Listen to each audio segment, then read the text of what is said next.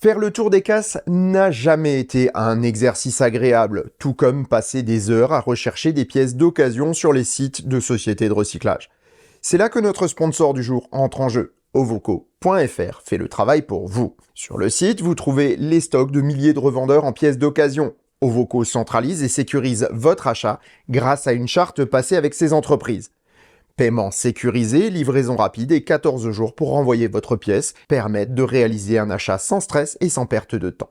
Allez sur le site, cherchez la pièce dont vous avez besoin et en quelques secondes, vous trouvez tous les stocks disponibles chez les revendeurs partenaires d'Ovoco. Et en plus, vous pouvez comparer pour avoir le meilleur prix. Obtenez vos pièces détachées chez Ovoco avec le lien qui est en description. Achetez sans risque avec une garantie de remboursement de 14 jours. Économisez et remettez votre véhicule sur la route. Un grand merci à Ovoco de soutenir le travail du Choucroute Garage pour le financement des vidéos à venir. Et maintenant, place à votre vidéo. Salut les amis, bienvenue dans ce nouvel épisode du Choucroute Garage. Aujourd'hui, il y a une problématique qui commence à arriver pour pas mal de propriétaires de Tesla.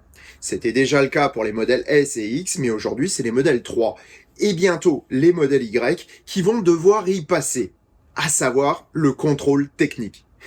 Et il faut dire que, il y a pas mal de polémiques là-dessus, étant donné que, en Allemagne, la Model 3 est la plus mauvaise de toutes les voitures qui passent au contrôle technique.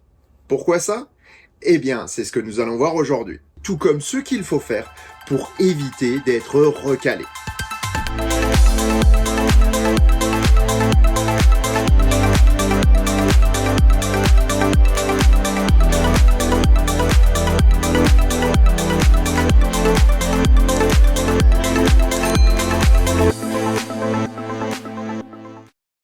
Avant de commencer cet épisode, je voulais vous dire que les circonstances m'ont empêché de faire un JMT aujourd'hui parce que il y a eu jour rouge assez régulier cette semaine, ce qui fait que mon studio n'est pas chauffé même dans la maison puisque les jours rouges j'utilise le poêle à peler et donc c'est seulement certaines zones de la maison qui sont correctement chauffées.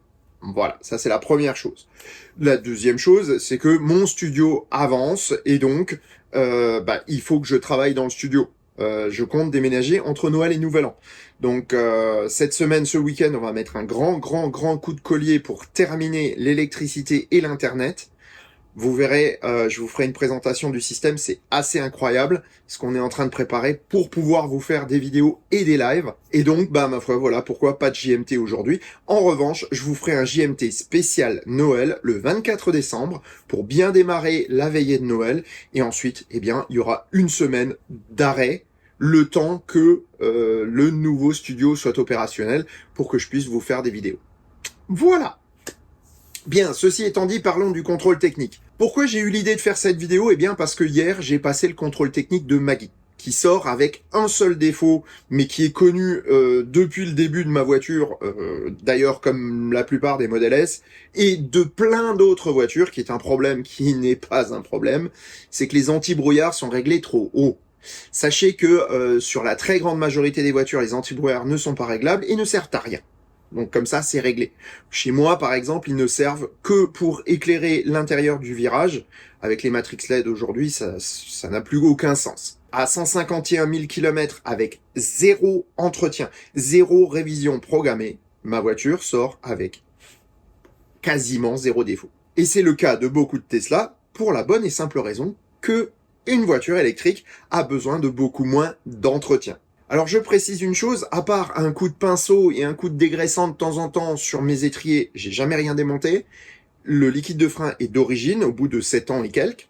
Je n'ai fait strictement aucun entretien à part remplacer le filtre habitacle. Et les essuie-glaces bien sûr régulièrement. Mais voilà, c'est absolument tout ce qui a été fait comme entretien sur cette voiture. Alors le contrôle technique en France, historiquement, ça date de 1984 pour la revente des véhicules de plus de 5 ans. Mais il entre vraiment en vigueur pour des contrôles réguliers en 1991, date à laquelle toutes les voitures devaient passer au bout de 5 ans au contrôle technique et ensuite tous les 5 ans. Ça a été changé, on est passé à 4 ans, puis 2 ans, une fois le premier contrôle passé. Je trouve que c'est pas mal. Et vous allez comprendre pourquoi. Je me rappelle quand j'étais jeune, des épaves ou des voitures avec une aile défoncée, des pièces saillantes, coupantes, machin, des voitures pourri rouillé où on pouvait voir le sol dans les planchers, ça c'était des choses relativement courantes. Aujourd'hui, c'est plus aussi courant que ça, et heureusement, parce que c'est des questions de sécurité. D'un autre côté, les Allemands avaient aussi implémenté leur TÜV, qui est le contrôle technique allemand fait par l'organisme de sécurité allemand TÜV, qui se dit TÜV en allemand. Et donc, le TÜV avait déjà créé un contrôle technique nettement plus strict qu'en France. On va voir que ça a de l'importance par rapport aux résultats obtenus par les différentes voitures. Il y a quelques jours, le TÜV a présenté ses chiffres de résultats des contrôles techniques et la Model 3 arrive en fin de liste, elle est dernière, avec 14,3% de voitures recalées. Gardez ce chiffre en tête, c'est important. La Golf est la meilleure, avec 3,4% de voitures recalées. Le TÜV allemand a précisé que finalement, le problème des Model 3 était essentiellement dû au manque d'entretien, et au manque d'entretien périodique. On va voir ce qu'on peut penser de cette assertion. Cela fait dire à l'industrie automobile traditionnelle que il faut des entretiens réguliers pour éviter ça. Parce que c'est un gros problème. 14% de voitures. Ça veut dire que 85% des voitures n'ayant pas subi d'entretien passent le contrôle sans aucun problème. Et ça, finalement, c'est déjà plutôt encourageant. Mais surtout, il faut voir pourquoi les voitures ont été recalées. Et là, il y a 3 items qui sont pointés par le TÜV. Le premier item, c'est le freinage. Le deuxième item, c'est les suspensions. Et le troisième item, c'est l'éclairage. Premièrement, le freinage. Le freinage est un point important sur les voitures. Or, vous savez que sur une voiture électrique, et en particulier sur une Tesla, il y a une très bonne régénération, qui fait que le freinage est très peu utilisé, voire pas du tout. Je vais vous parler d'une petite histoire.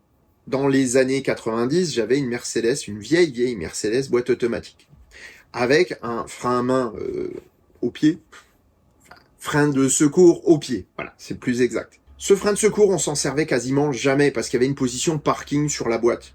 Je m'en servais uniquement en pente. Ce qui fait que, dans l'année, le mécanisme restait immobile. Et lors du contrôle technique, je me suis retrouvé avec un problème. Au final, le contrôleur technique était plutôt sympa et il m'a expliqué comment faire. Je suis allé faire un tour avec la voiture avec le frein à main, le frein à pied légèrement appuyé pour faire chauffer bien, parce que c'était des plaquettes spécifiques, et le faire jouer. J'ai mis un coup de WD-40 sur les étriers, sur la partie des étriers qui concerne le frein à main, et la voiture est repassée au contrôle technique, les doigts dans le nez. Sur la voiture électrique, on a le même problème, mais avec tous les freins. C'est-à-dire qu'une voiture électrique, les freins ne servent que très peu. Alors sur une Model S ou une Model X comme la mienne, avec le système de rampage, vous utilisez au quotidien les freins à très basse vitesse. Ce qui fait que 1, ça ne les use pas, et 2, ça les fait fonctionner en permanence. Ce qui fait que les mécanismes sont toujours en bon état, les pistons sont pas grippés, les plaquettes non plus, etc. En revanche, si vous avez le one pedal, les freins ne fonctionnent quasiment plus jamais. Et donc Tesla a introduit un système automatique qui s'appelle le léchage, qui va faire fonctionner les freins même si vous ne les utilisez pas, mais aussi qui va lécher la surface du disque de frein pour enlever la corrosion, au moins en grande majorité. Faut savoir que de la corrosion sur un disque de frein, c'est quelque chose de tout à fait normal. Pour la bonne et simple raison qu'un disque de frein ne peut pas être traité anti-rouille. On ne peut pas utiliser de l'inox, on ne peut pas utiliser de l'aluminium, parce que les coefficients de friction ne sont pas suffisants pour un disque de frein. Vous auriez des freins qui ne freinent pas. Donc, moralité, il y a toujours un peu de corrosion sur la surface des freins, c'est normal. Cette corrosion s'enlève dès le freinage. Dès que les plaquettes entrent en contact, la corrosion dégage. En France, si vous avez un peu de corrosion, on s'en fout. L'aspect du disque, en ce qui concerne la corrosion, est peu important. Par contre, ce qui est très important, c'est qu'il ne comporte pas de fissures, qu'il soit visuellement donc déjà en bon état, mais en plus qu'il ait les bonnes cotes en ce qui concerne l'usure. Ça, c'est ce qui est important pour l'efficacité. En Allemagne, ils travaillent un peu différemment. S'il y a la moindre piqûre de rouille, de corrosion sur les disques, votre voiture est refusée, même si les freins fonctionnent parfaitement. Et entre autres, c'est ce qui arrive au Tesla Model 3. Les freins sont parfaitement fonctionnels et il y a un petit peu de corrosion sur le disque parce que les freins ne servent pas et zou, la voiture est recalée. Pour les autres voitures, c'est exactement pareil. Sauf que, eh bien, en Allemagne, ils ont pris l'habitude de faire les révisions en même temps que les contrôles techniques. C'est-à-dire que les gens vont aller à la révision et c'est le garage qui amène la voiture au TÜV. Pourquoi ? Eh bien, parce que s'ils font la révision une semaine et que la semaine suivante ils font le contrôle technique, il y a de fortes chances qu'elle soit refusée parce qu'il y aura des petits points de corrosion sur les disques. Pour les enlever, eh bien, ils vont utiliser la voiture de manière très agressive, en utilisant les freins de manière très agressive, pour que lorsque la voiture arrive devant le contrôleur, eh bien, les disques soient parfaitement nettoyés. Ce pinaillage du TÜV, eh ben, on le sait. Donc, ça fait partie des trucs qu'il faut connaître pour éviter de se faire avoir bêtement et de se faire recaler bêtement lors d'un contrôle. C'est valable de la même manière que vous soyez lors d'un examen à l'école ou même pour le permis de conduire. Il faut connaître les petites astuces, les petits pièges qui vous mettent en place pour pouvoir le passer facilement.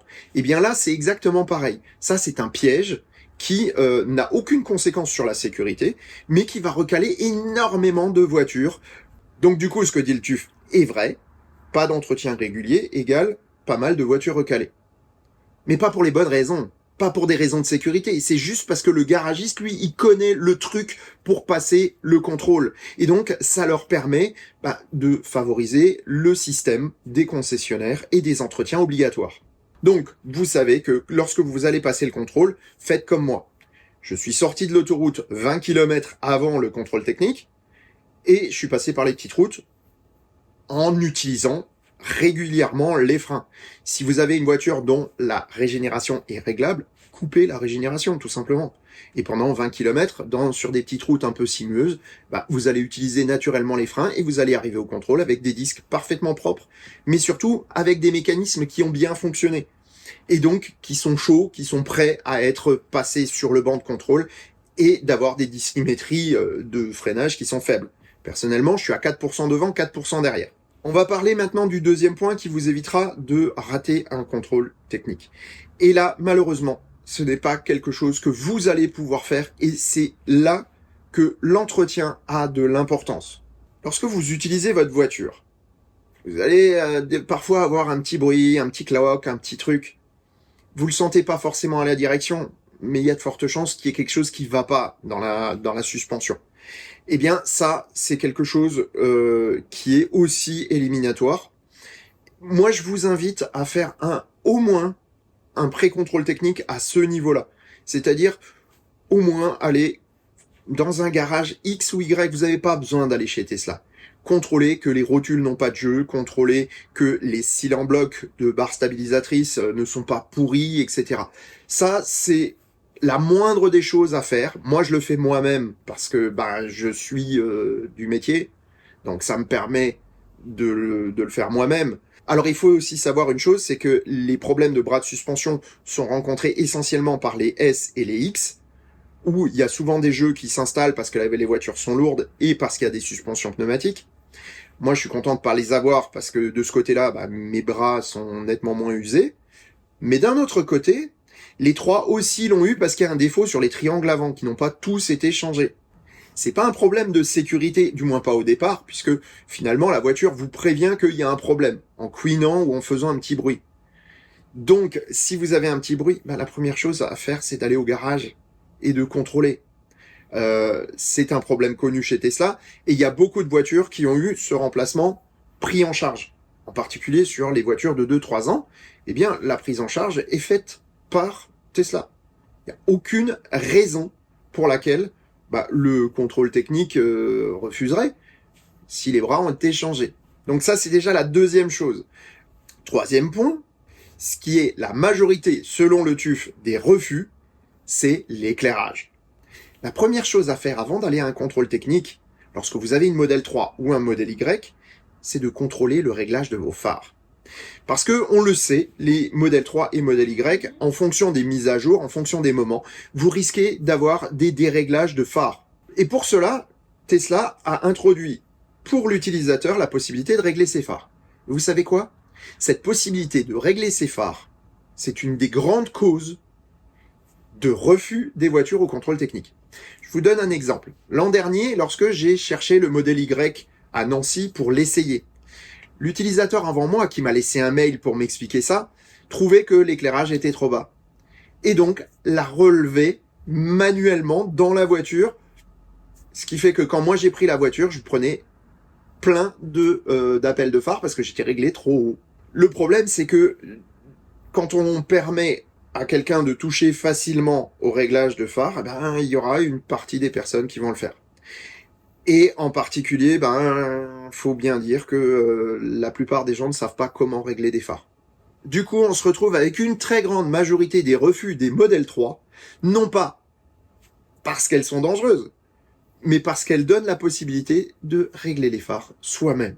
Si on supprimait ce réglage des phares dans les menus accessibles aux clients, et que les phares soient correctement réglés au départ, eh bien, le taux de refus de modèle 3 serait équivalent à celui d'une Golf, sans entretien.